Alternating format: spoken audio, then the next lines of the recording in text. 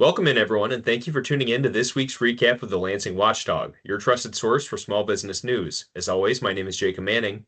And I'm Kelly Saunders. And to kick things off this week, we're going to lead by talking about fundraising. So last week was a campaign filing deadline, and we got updates on how candidates stack up just a week out from the August 4th primary election.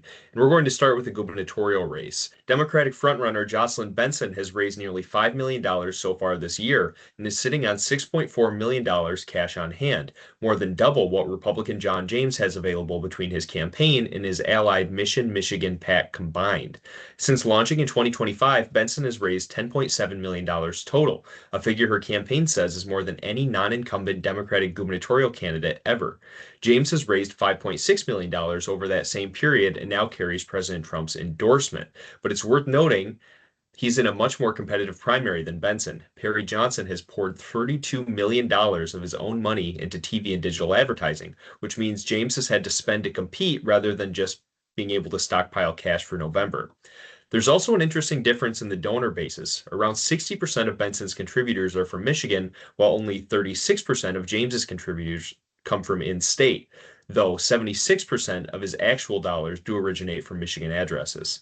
On the Benson side, her biggest checks are largely from labor unions like the UAW, SEIU Michigan, and the Michigan Regional Council of Carpenters, as well as progressive advocacy groups like Planned Parenthood and Emily's List. On the James side, big names include multiple members of the DeVos family, national GOP megadonor Diane Hendricks, and Chaz Cabela of Cabela's fame. The bottom line heading into the August primary is that Benson has a commanding financial advantage, and James will need a strong post-primary consolidation period to close the gap before November. Now, Kelly, we were at the State Board of Canvassers meeting on Friday tracking this next story closely. What can you tell us about what happened?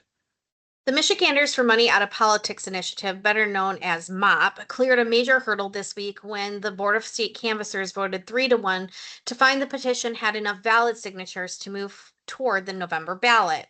And it was about as close as it gets. The board counted 645 valid signatures in a 1,000 signature sample, and MOP needed at least 636 to be considered sufficient.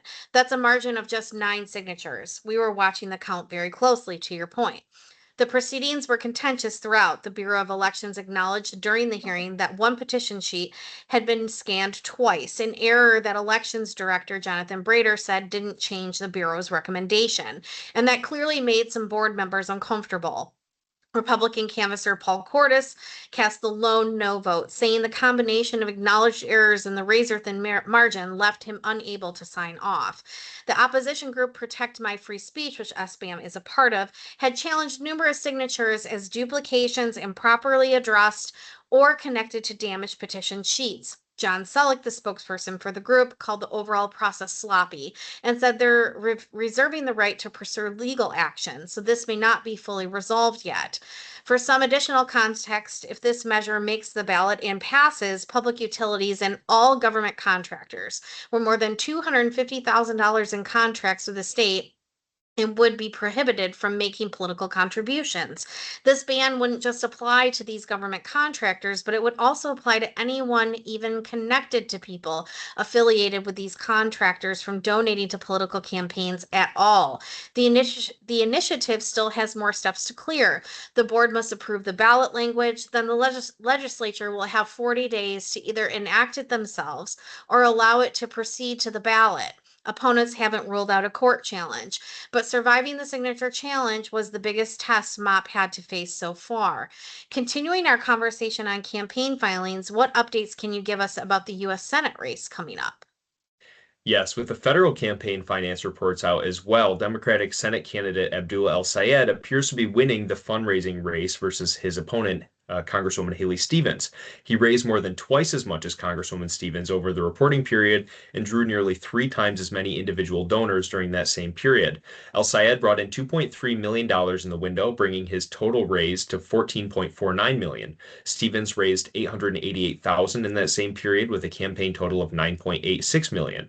For context, State Senator Mallory McMorrow, who suspended her campaign on July 5th, had raised $11.21 million before stepping aside. However, whatever fundraising advantage El-Sayed holds is being dramatically overshadowed by outside spending on Stevens' behalf. political action committees have combined to spend about $58.9 million supporting her campaign, a figure that Ad Impact says is the most outside spending ever devoted to a single candidate in a U.S. Senate primary race ever.